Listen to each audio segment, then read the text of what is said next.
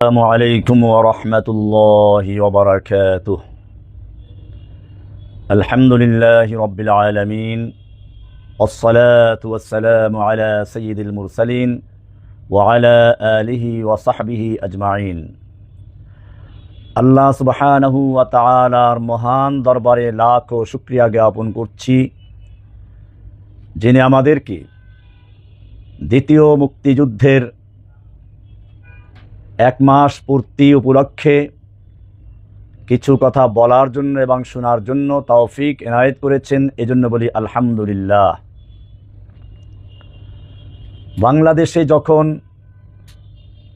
একটি স্বৈরাচারী, অত্যাচারী, অহংকারী, সর্বোপরি মুনাফিক এবং দেশের বিরুদ্ধে ষড়যন্ত্রকারী সন্ত্রাসী এক শাসক জগদ্দল পাথরের মতো চেপে বসেছিল, তিলে তিলে এদেশ থেকে ইসলাম ও মুসলিমদের নাম ও নিশানা মুছে ফেলার জন্য নানামুখী প্রকল্প হাতে নিয়েছিল। বয়স বেশি হলে তাকে রাজাকার, একটু বয়স কম হলে তাদেরকে হয়তো জামাত শিবির নয়তো জঙ্গি আখ্যায়িত করে ওলামাদেরকে বিতর্কিত করার এক গভীর চক্রান্ত শুরু করেছিল। সাইদি সাহেবকে রাজাকার বানালো, জসিমউদ্দিন রহমানীকে জঙ্গি বানালো, হাজার হাজার আলেমদেরকে এবং ছাত্র, স্কুল কলেজ মাদ্রাসার ছাত্র যারাই ইসলামী চেতনায় বিশ্বাসী তাদের কাউকে জামাত শিবির, কাউকে জঙ্গি আখ্যায়িত করে জেলখানা ভরে ফেলেছিল। সন্ত্রাসীদের লক্ষণ হিসেবে দাড়ি রাখা, টাকনুগিরার উপরে পাজামা পরা, গান বাজনা ইত্যাদি অনুষ্ঠান ত্যাগ করা, গার্লফ্রেন্ডদের থেকে সম্পর্ক ছিন্ন করা, এইগুলো যারা করে তারাই হলো জঙ্গি। আল্লাহর নবীর গুরুত্বপূর্ণ সুন্নাহগুলোকে জঙ্গিদের লক্ষণ হিসাবে প্রচার করে কোরআন ও সুন্নাহর সঙ্গে চরমভাবে অবমাননা করেছিল। শুধু তাই না, এদেশের মানুষকে বিভিন্ন দলে, বিভিন্ন মতে বিভক্ত করে জাতির ভিতরে এক গৃহযুদ্ধ লাগানোর চক্রান্ত করেছিল। স্বাধীনতার পক্ষে, স্বাধীনতার বিপক্ষে, মুক্তিযুদ্ধের চেতনার পক্ষে, মুক্তিযুদ্ধের চেতনার বিপক্ষে, এভাবে জাতিকে বিভক্ত করে এক চরম মুনাফিকি ষড়যন্ত্র শুরু করেছিল। বলতে বলতে তার জিহ্বা এত দীর্ঘ হয়েছিল, শেষ পর্যন্ত এদেশের ছাত্র জনতার এই বিশাল আন্দোলনকেও রাজাকারের নাতিপুতি আখ্যায়িত করতে দ্বিধাবোধ করেনি। আমার যুবক ভাইদেরকে বলবো, আজকের এই বিস্ফোরণ এটা একদিনের নয়। পানি যখন গরম দেওয়া হয় এক মুহূর্ত আগেও বোঝা যায় না যে এখনই টকবক করে ফুটে উঠবে, বরং যখন পানি ফুটে উঠবে তার আগ মুহূর্তে একেবারে আওয়াজ থাকে না। ঠিক তেমনি ভাবে তিলে তিলে এদেশের মানুষের ভিতরে ক্ষোভ তৈরি হয়েছিল যখন কুকুরের মাথায় টুপি পরানো হয়েছিল, যখন তাসলিমা নাসরিনের মতো একটা নাপাক ময়লার কীট, ডাস্টবিনের আবর্জনা এই বাংলার জমিনে আল্লাহ এবং আল্লাহর রসুলকে নিয়ে কটূক্তি করেছিল। এদেশের জনগণ, তাওহীদি জনতা ক্ষেপে উঠেছিল এবং সেই পতিতা বাংলাদেশ ছেড়ে বিভিন্ন জায়গায় গিয়ে শেষ পর্যন্ত নরেন্দ্র মোদীর প্রথম বধূ আকারে আশ্রয় পেয়েছিল। কিন্তু নরেন্দ্র মোদীর দ্বিতীয় বধূ যখন এলো তখন তার আসনটা হয়তো খালি হয়ে গেছে, কারণ সে বুড়ি হয়ে গেছে। বাংলাদেশে যখনই বিগত সরকার, হাসিনা সরকার, আওয়ামী লীগ সরকারের দুর্নীতি প্রকাশ্যে আসে তখনই একটি জঙ্গি নাটক সাজিয়ে মানুষের দৃষ্টিভঙ্গিকে অন্যদিকে ঘুরিয়ে দিয়েছিল। আমেরিকা, ইউরোপ সহ সারা বিশ্বের মানবতাকে আমি বলবো, আপনারা নিজেরা তদন্ত করুন। বাংলাদেশে এমন কোনো জঙ্গি সংগঠন নেই যারা এদেশের শান্তি শৃঙ্খলা কিংবা বিশ্বের শান্তি শৃঙ্খলার জন্য হুমকি। এগুলো সবই হাসিনার তৈরি করা। যখনই তার এক একটা ইস্যু সামনে চলে আসে, বিতর্কিত কোনো কাজ তার সামনে চলে আসে, সেটাকে ধামাচাপা দেওয়ার জন্য এবং বিশ্বের দৃষ্টিটাকে অন্যদিকে ঘুরিয়ে দেওয়ার জন্য একটা জঙ্গি নাটক সাজিয়ে কোনো একটা ঘটনা ঘটিয়ে দেয়। এরপরে সে মানুষকে বুঝায়, বিশেষ করে পশ্চিমা বিশ্বকে বুঝায় যে এদেশ থেকে আমি যদি চলে যাই তাহলে জঙ্গিবাদ মাথা চাড়া দিয়ে উঠবে। এখন হাসিনা নেই, এখন কি জঙ্গিবাদ মাথা চাড়া দিয়ে উঠেছে? আমি বিশ্বাস করি বরং হাসিনা বিদায়ের পরে এদেশের মানুষের মধ্যে ঐক্য তৈরি হয়েছে, এদেশের মানুষের মধ্যে শান্তি শৃঙ্খলা তৈরি হয়েছে। এমনকি অমুসলিমদের সাথেও এদেশের মানুষের যে ঐতিহ্যবাহী সম্প্রীতি রয়েছে সেটা আবার পুনঃস্থাপিত হয়েছে। হাসিনার চক্রান্ত ছিল তার পতনের পরে একযোগে তার আওয়ামী লীগ গুন্ডাদের মাধ্যমে হিন্দুদের মন্দিরগুলো ভেঙে দেওয়া, হিন্দুদের ব্যবসা প্রতিষ্ঠানে বাড়িঘরে আগুন দিয়ে ভারতকে বুঝানো যে এদেশে হিন্দুদের উপর অত্যাচার হচ্ছে, গণহত্যা চালানো হচ্ছে। এর মাধ্যমে ভারতের কাছে সে যে দেশ বিক্রি করেছে সেই দেশের দখল বুঝিয়ে দেওয়ার চক্রান্ত করেছিল। কিন্তু এদেশের ছাত্র জনতা, এদেশের তৌহিদি মুসলিম ভাইয়েরা হাসিনার পাতা ফাঁদে পা না দিয়ে মন্দির ভাঙ্গার পরিবর্তে রাত জেগে মন্দির পাহারা দিয়েছে। হিন্দুদের বাড়িঘর ভাঙ্গার পরিবর্তে মাদ্রাসার ছাত্ররা পর্যন্ত, ইসলামী ছাত্র শিবির বলেন, কওমি মাদ্রাসা বলেন, তারা সবাই মিলেমিশে হিন্দুদের বাড়িঘর পাহারা দিয়েছে, হিন্দুদের ব্যবসায়ী প্রতিষ্ঠান পাহারা দিয়েছে, মন্দিরগুলো পাহারাদারি করেছে। হাসিনা এখানেও ব্যর্থ হয়েছে, তার নীল নকশা এখানে মাকড়সার জালের মতো ছিন্ন হয়ে গেছে। আমার যুবক ভাইদেরকে বলবো, তোমাদের এই বিজয় এটা দীর্ঘদিনের মানুষের ভিতরে চাপা ক্ষোভের বহিঃপ্রকাশ ঘটেছে। সুতরাং সকলের ত্যাগ রয়েছে, এই ত্যাগকে স্মরণ করে ঐক্যবদ্ধভাবে সামনে এগুতে হবে। আল্লাহ না করুন যদি এই ঐক্যের ভিতরে কোনো ফাটল ধরে, ঐক্যের ভিতরে কোনো রকম চির ধরে, তাহলে এই বিজয় কিন্তু ধরে রাখা সম্ভব হবে না। যুবক ভাইয়েরা, আমি তোমাদেরকে বলবো কবির ভাষায়, তু শাহিন হ্যায় পরওয়াজ হ্যায় কাম তেরা, তেরে সামনে আসমান और भी है। তুমি তো বাজ পাখি, তোমার সামনে আসমান আরো আছে, তোমার কাজ হচ্ছে উড়তে থাকা। তোমার সামনে ঝড়ো হাওয়া আসবে, তুম দিয়ে বাদ মুখালিফ से ना घबरा ऐ औकाब, ये तो चलती है तुझे ऊंचा उड़ाने के लिए। হে যুবক, তুমি হচ্ছ ঊর্ধ্ব গগনের সেই বাজ পাখির মতো যে ঝড়ো হাওয়া দেখে ভয় পাওয়ার পরিবর্তে বাতাসের তালে তালে আরো ঊর্ধ্ব গগনে উঠতে থাকে। তুমি তো সেই বাজ পাখি শাহিন। তোমার ভিতরে যখন সেই ঊর্ধ্ব গগনের বাজ পাখির রূহ তৈরি হবে, ওকাবি রূহ জব বেদার হতি হয় জওয়ানোं में, নজর আতি है मंजिल उनको आसमानों में। যুবকদের মধ্যে যখন সেই চেতনা তৈরি হয় তখন সে নিজের স্থান জমিনে নয় আকাশে দেখতে পায়। তোমাদেরকে মনে রাখতে হবে, কোরআনের সূরায়ে নাজিআতের শেষ দিকে বলা হয়েছে, আফালা ইয়ানজুরুনা ইলাল ইবিলি কাইফা খুলিকাত ওয়া ইলাস সামাই কাইফা রুফিআত ওয়া ইলাল জিবালি কাইফা নুসিবাত ওয়া ইলাল আরদি কাইফা সুতিহাত। তারা কি দেখে না উটের দিকে কিভাবে তাকে তৈরি করা হয়েছে? এখানে অনেক ব্যাখ্যা রয়েছে, তার একটি ব্যাখ্যা এটাও, উট মরুভূমিতে চলতে থাকে, বোঝা বহন করে চলতে থাকে, দিন রাত সে অসহ বোঝা বয়ে চলে। তোমাকেও সেই উটের মতো অক্লান্ত পরিশ্রম করে মরুভূমি ত্যাগ করতে হবে, দুর্গম গিরিকান্তার মরুদুস্তর পারাপার লঙ্ঘিতে হবে, রাত্রি নিশীথে যাত্রীরা হুঁশিয়ার। এটাই বলা হয়েছে, আফালা ইয়ানজুরুনা ইলাল ইবিলি কাইফা খুলিকাত ওয়া ইলাস সামাই কাইফা রুফিআত।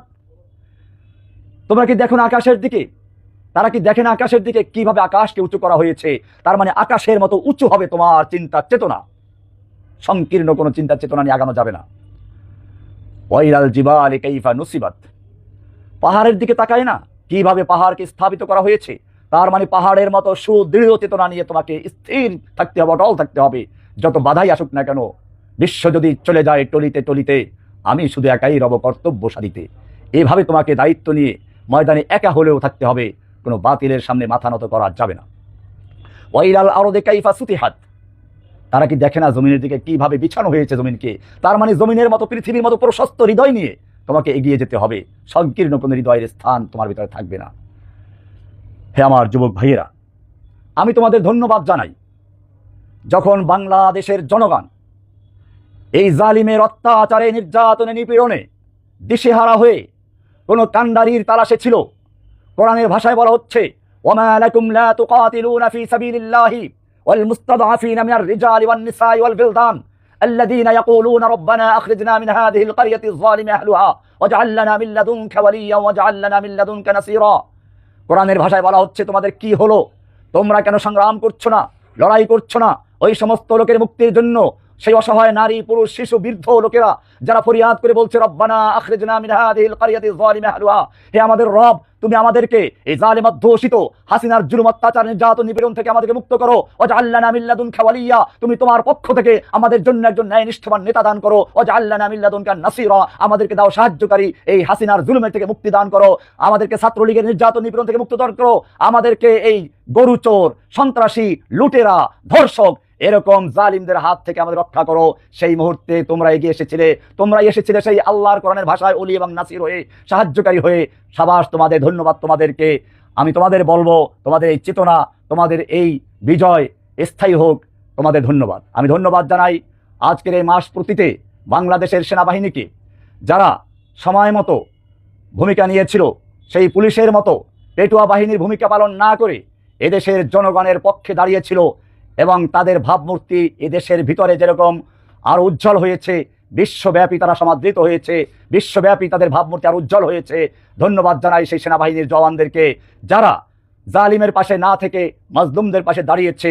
এভাবেই যদি এদেশের সেনাবাহিনী সময় সময়ে বিপদের মুহূর্তে জালিমের পক্ষ না নিয়ে, মাজলুমের পক্ষ নেয়, শাসকের পক্ষ না নিয়ে জনগণের পক্ষ নেয়, আশা করি এদেশের মানুষের কেউ, এদেশের স্বাধীনতা, এদেশের ইসলামের চেতনা কেউ ভুলণ্ঠ করতে সাহস করবে না। আমি ভারতকে সাবধান করে দিচ্ছি, বাংলাদেশের দিকে খবরদার কুনজর দিবে না। বাংলাদেশ সিকিম, ভুটান নয়। বাংলাদেশ 18 কোটি মুসলিম জনতার, তাওহিদি জনতার দেশ। এদেশ একটি মসজিদ, এটা আমাদের পবিত্র ভূমি। এদিকে যদি চোখ তুলে তাকাও, সে চোখ উপড়ে ফেলা হবে। এদিকে যদি পা বাড়াও, সে পা ভেঙে দেওয়া হবে। এদিকে হাত বাড়াও, হাত কেটে নেওয়া হবে। যদি বাংলাদেশের দিকে এক পা বাড়াও, আমরা 7 সিস্টারকে বলে দেবো, চায়নাকে বলে দেবো, চিকেন নেক বন্ধ করে দাও। 7 সিস্টারকে স্বাধীনতার আন্দোলনে ঝাঁপিয়ে পড়তে বলো। কাশ্মীরকে বলবো, তোমরা স্বাধীনতার জন্য তৈরি হও। पाकिस्तान अफगानिस्तान से मैं कहता हूं कि तुम कश्मीर के साथ मदद करो, कश्मीर के आज़ादी के लिए काम करो।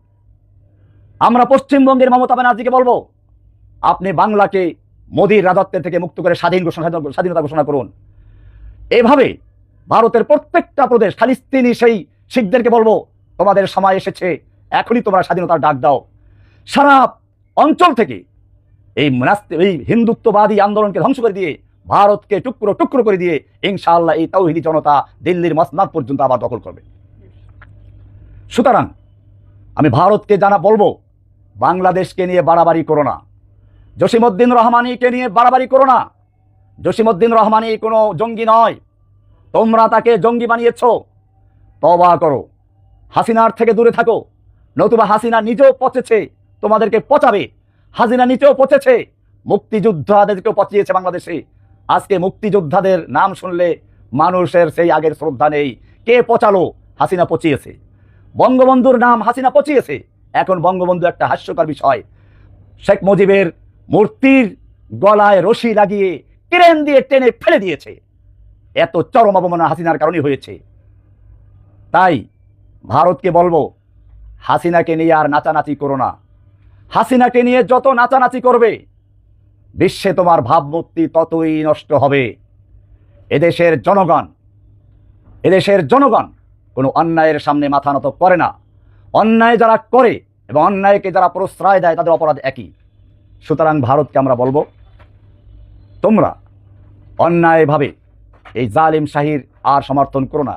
এদেশের মানুষের সঙ্গে শান্তি শৃঙ্খলার সাথে ঐক্যবদ্ধভাবে কাজ করো, তবেই তোমরা আমাদের সাথে আবার মিলেমিশে কাজ করতে পারবে। আমরা ভারতের সঙ্গে সংঘাত চাই না, আমরা চায়নার সঙ্গে সংঘাত চাই না, আমরা আমেরিকার সাথে সংঘাত চাই না, ইউরোপের সঙ্গে সংঘাত চাই না।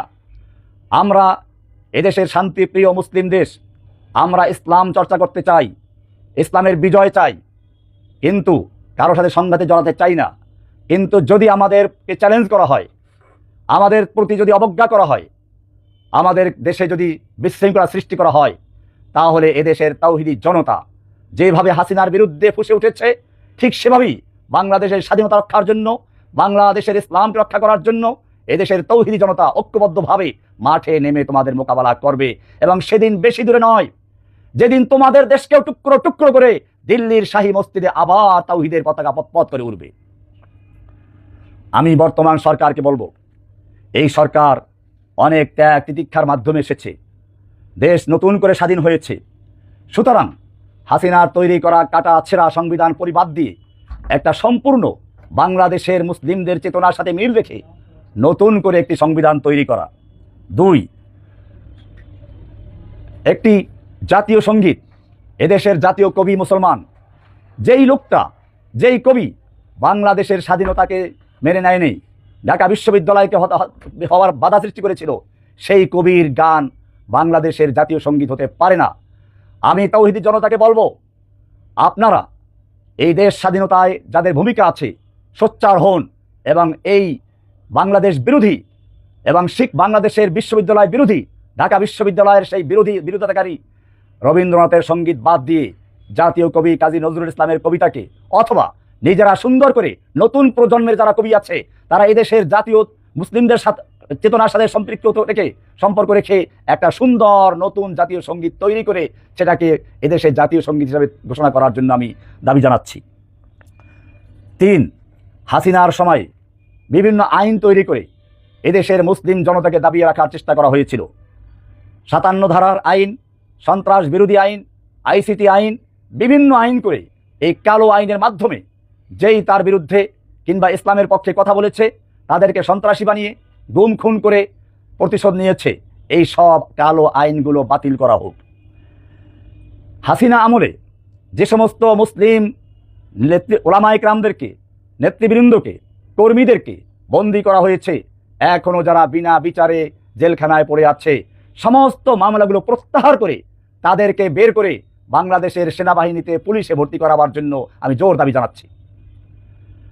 এখানে আমি আরও একটা কথা বলে দিই, এই নতুন দ্বিতীয় স্বাধীনতা যুদ্ধে, মুক্তিযুদ্ধে যারা প্রাণ দিয়েছে অথবা আহত হয়েছে, তাদের পরিবারের যোগ্য কোনো লোক থাকলে তাদেরকে পুলিশে, সেনাবাহিনীতে অথবা সরকারি অন্য কোনো চাকরিতে যোগ্যতা অনুযায়ী ভর্তি করাবার জন্য জোর দাবি জানাচ্ছি।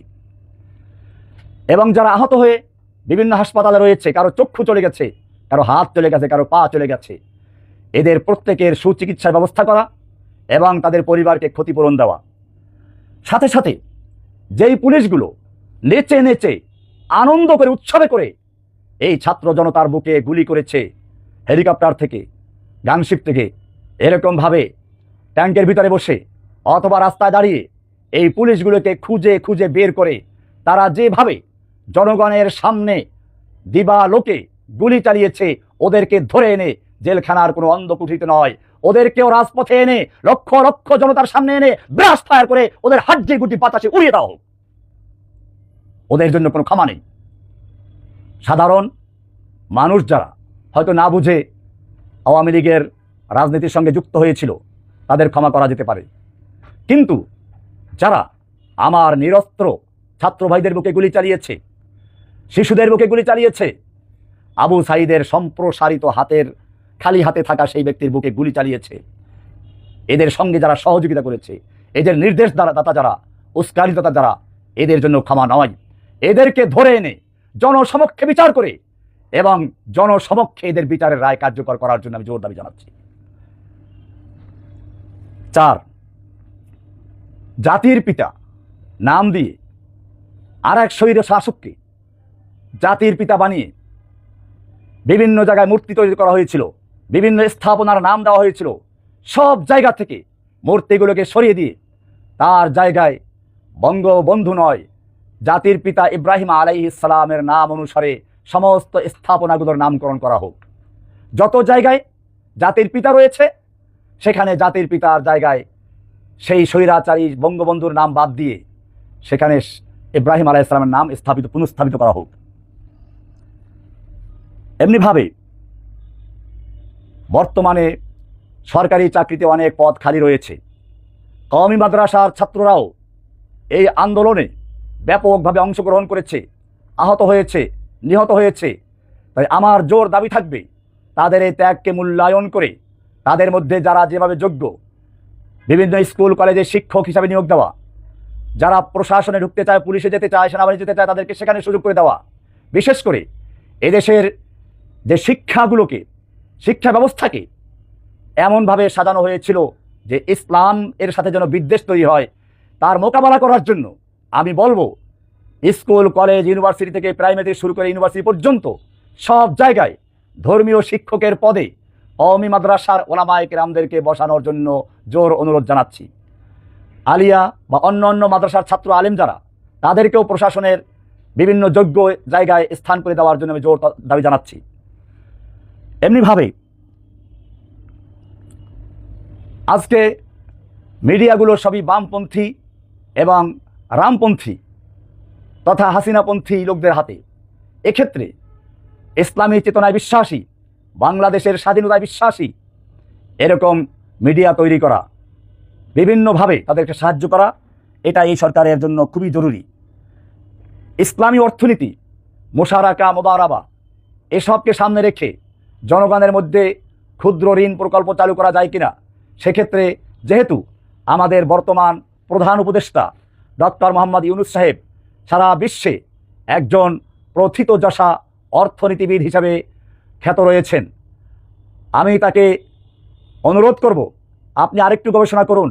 আপনি এখন পিছনে যাই গেছে, এদেশের জনগণ সব ভুলে গিয়ে আপনাকে মাথার মুকুট হিসাবে গ্রহণ করেছে। আপনার এই সম্মান, আপনার এই মর্যাদা আপনি যাতে স্থায়ীভাবে ধরে রাখতে পারেন, সেজন্য আপনাকে আহ্বান করব।